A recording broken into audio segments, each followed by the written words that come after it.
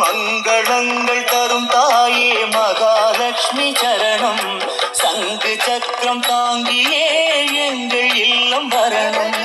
மங்களங்கள் தரும் தாயே மகாலட்சுமி சரணம். சங்கு சக்கரம் தாங்கியே எங்கள் இல்லம் வரணும்.